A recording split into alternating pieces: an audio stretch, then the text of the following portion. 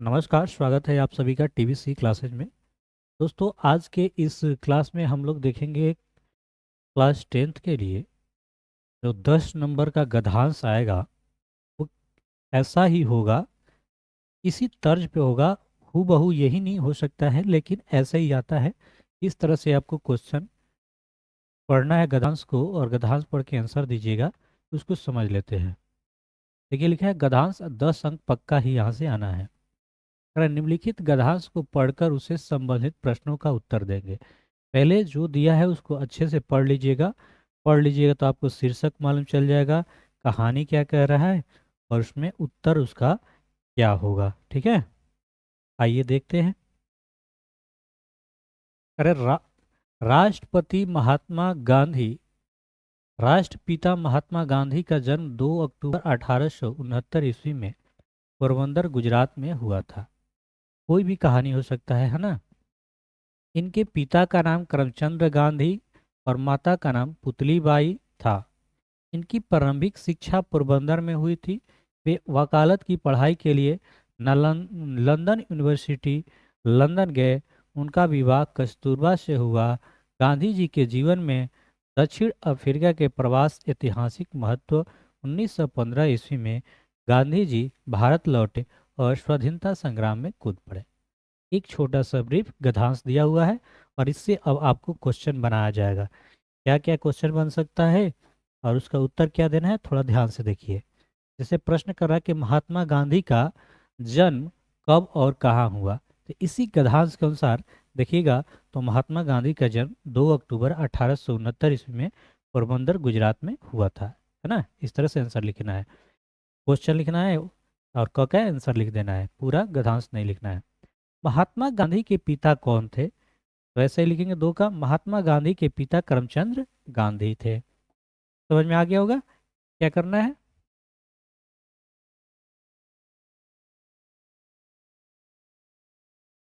देखिए, तीसरा क्वेश्चन जो था उसका उत्तर, महात्मा गांधी की प्रारंभिक शिक्षा कहाँ से हुई थी, तो लिखेंगे पोरबंदर से हुई थी।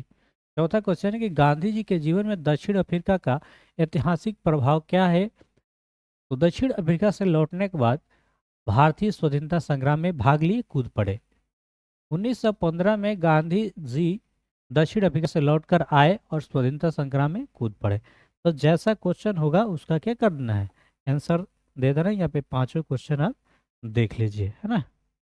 अब देखिए इसी पे दूसरा गद्यांश, ये प्रैक्टिस से होगा। जितना देखिएगा, जितना कीजिएगा, आप अपने से लगा सकते हैं। 10 अंक यहाँ से पक्का है। गद्यांश कह रहा है कि निम्नलिखित गद्यांशों में किसी एक गद्यांश को पढ़कर नीचे दिए गए प्रश्नों को उत्तर दे। आपको दो गद्यांश भी दे सकता है। प्रत्येक प्रश्न 2 अंक का होगा। बातचीत करते समय हम दो शब्दों का चयन पर विशेष ध्यान देना चाहिए, क्योंकि सम्मानजनक शब्द व्यक्ति को उदात्त एवं महान बनाते हैं। बातचीत को सुगम एवं प्रभावशाली बनाने के लिए सदैव प्रचलित भाषा का ही प्रयोग करना चाहिए। है ना। प्रचलित भाषा मतलब जो जहाँ यहाँ पे जो लोग समझते हैं, हमारी यहाँ पे भोजपुरी समझते हैं, तो भोजपुरी में बात करना चाहिए, है ना, ताकि ये प्रचलित है यहाँ के लिए। अत्यंत साहित्यिक एवं क्लिष्ट भाषा का प्रयोग से कहीं ऐसा ना हो कि हमारा व्यक्तित्व चोट खा जाए। बातचीत केवल विचारों का ही आदान प्रदान नहीं होता, बल्कि व्यक्तित्व का भी आदान प्रदान होता है। अतः शिक्षक वर्ग को शब्द का चयन सोच समझकर करना चाहिए। शिक्षक वास्तव में एक अच्छा अभिनेता होता है। जब हम लोग बीएड कर रहे थे तो ये बीएड वाले क्लास में भी सर ये बात कहते थे कि शिक्षक क्या होता है, एक अभिनेता होता है जो एक्टिंग करता है ना। जिस रूप में जिस तरह कहानी है उस तरह कहानी, अगर मार्मिक है तो मार्मिक दृष्टि से उसको पढ़ेगा, है ना। जो अपने व्यक्तित्व, शैली और बोलचाल और हाव भाव से विद्यार्थियों का ध्यान अपनी ओर आकर्षित करता है और उन पर अपनी छाप छोड़ता है। आप ये पढ़ लिए क्या गद्यांश। अब इससे आपको कुछ क्वेश्चन यहाँ पे बनाया गया है जिसका आपको उत्तर देना है। शिक्षक क्या होता है, तो शिक्षक एक अच्छा अभिनेता होता है जो अपने व्यक्तित्व, शैली, बोलचाल और हाव भाव से विद्यार्थियों का ध्यान अपनी ओर आकर्षित करता है। ठीक है। दूसरा है कि बातचीत में किस प्रकार का भाषा का प्रयोग करना चाहिए। बातचीत में सदैव प्रचलित भाषा का प्रयोग करना चाहिए। शिक्षक वर्ग में दो शब्दों का चयन कैसे करना चाहिए। तो शिक्षक वर्ग को शब्दों का चयन सोच समझकर करना चाहिए। बातचीत में किसका आदान प्रदान होता है। तो बातचीत में विचारों के साथ साथ व्यक्तित्व का भी आदान प्रदान होता है। और विद्यार्थियों पर कौन सी छाप छोड़ता है। तो शिक्षक अपने व्यक्तित्व, शैली, बोलचाल, हाव भाव विद्यार्थियों पर अपनी छाप छोड़ते हैं। ठीक है। इतनी बातों को आप कैसे आंसर देना है कुछ आइडिया लगा होगा।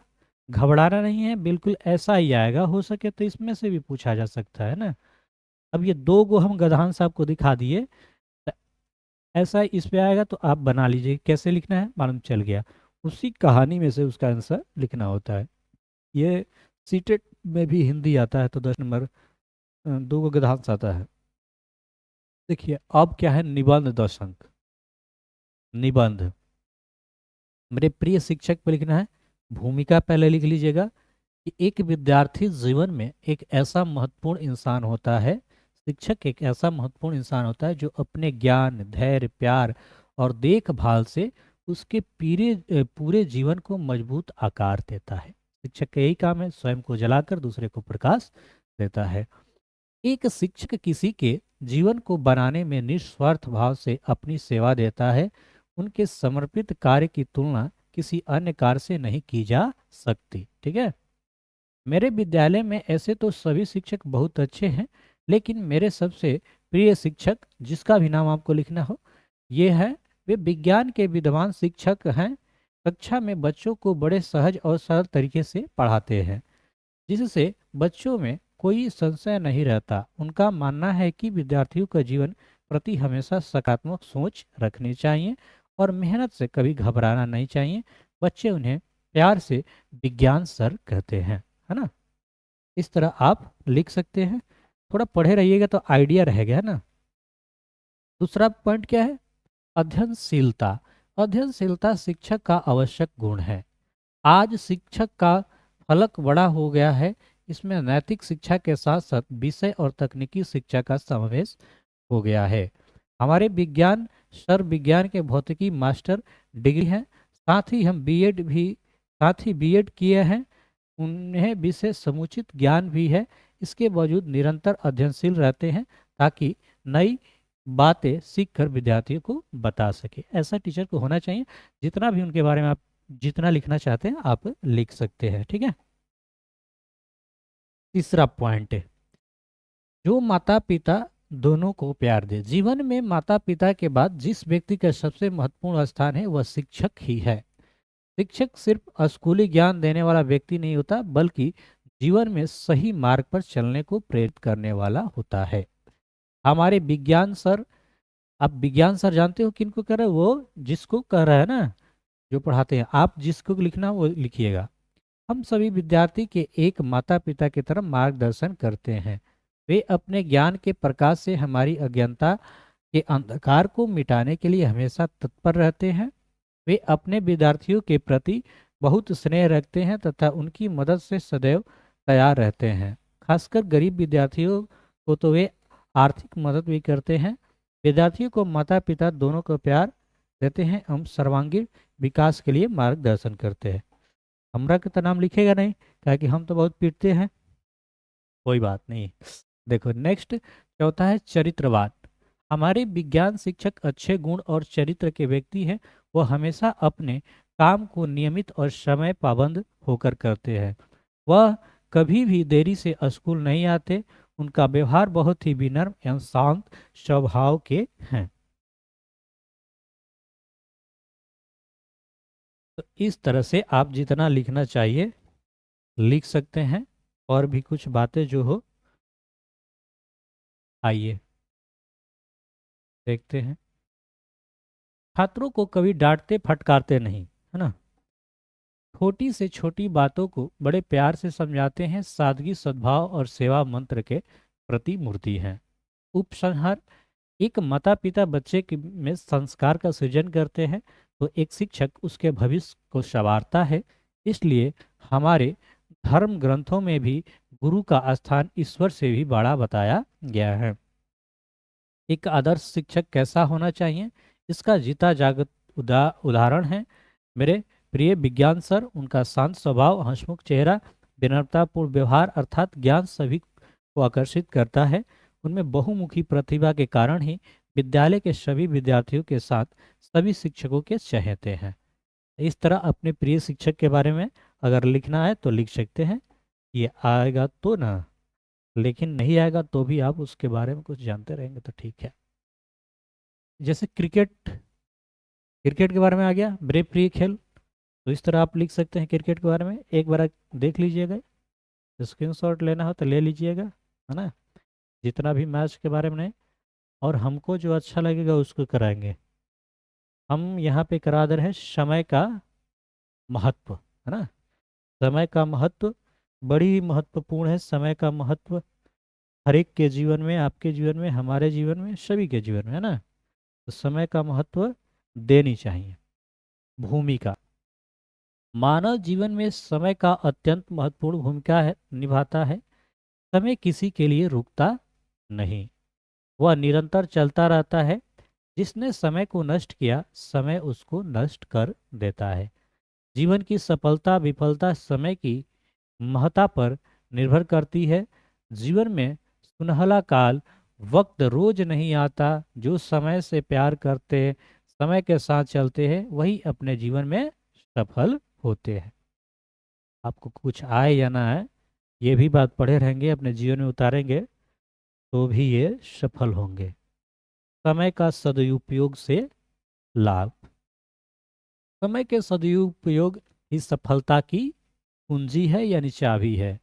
समय के सदुपयोग से मनुष्य का वर्तमान भविष्य सुखमय बनता है और जीवन में आगे बढ़ते हैं। देश में इंजीनियरिंग, मेडिकल, कंप्यूटर मैनेजमेंट इत्यादि क्षेत्रों में एक प्रतिभाशाली छात्र समय के सदुपयोग से ही शीर्ष पर पहुंचते हैं। समय का सदुपयोग करके अमेरिका, जापान, चीन विश्व के शीर्षस्थ संपन्न राष्ट्र बन गए। विद्यार्थियों के लिए समय अत्यंत मूल्यवान होता है, अन्यथा उन्हें जीवन भर समस्या की मार झेलना पड़ता है। ठीक है दोस्त, समय के दुरुपयोग से हानि आप लिख सकते हैं। समय के दुरुपयोग से हानि ही हानि है। वर्षा का कृषि सूखने, जब खेती सूख गई तो वर्षा का क्या लाभ। मतलब समय बीतने के बाद अगर वर्षा हो जाए तो कोई फायदा नहीं होगा। अर्थात सब कुछ समय पर ही शोभा देती है। समय स्वयं कहता है कि तुम मुझे नष्ट करोगे तो मैं तुम्हें नष्ट कर दूंगा। ये किसी का लाइन भी फेवरेट हो गया है आजकल, है ना। इस समय कहता है खुद कि तुम मुझे नष्ट करोगे तो मैं तुम्हें नष्ट कर दूंगा। अधिकांश विद्यार्थी समय का दुरुपयोग करते हैं। दूरदर्शन, मोबाइल, इंटरनेट उनके मन मस्तिष्क को खराब कर दिया है। जो समय का दुरुपयोग करता रहेगा एक दिन रस्ताल में चला जाएगा। रस्ताल हो जाता है ना, गईल भैंसिया पानी में चल जाएगा। ठीक है। नेक्स्ट, आप इसका निष्कर्ष लिख सकते हैं समय के महत्व का। समय का चक्र बड़ा बलवान होता है। हमेशा समय के महत्व को समझना चाहिए। समय अत्यंत मूल्यवान है, इसे बर्बाद नहीं करना चाहिए। छात्रों की समय कीमत समझते हुए अपना बहुमूल्य समय को पढ़ाई में लगाना चाहिए ताकि अपना और राष्ट्र का विकास सहभागी बने। आप बोलेंगे कि राष्ट्र का विकास कैसे होगा। आपका विकास होगा तो राष्ट्र का भी विकास होगा। आपका घर, परिवार, देश, दुनिया, आपसे ही तो राष्ट्र बनता है। तो दोस्तों, अगर ये वीडियो अच्छी लगी हो तो आप नए होंगे चैनल पे तो सब्सक्राइब कर लीजिएगा, दोस्तों के पास अपने शेयर कीजिएगा।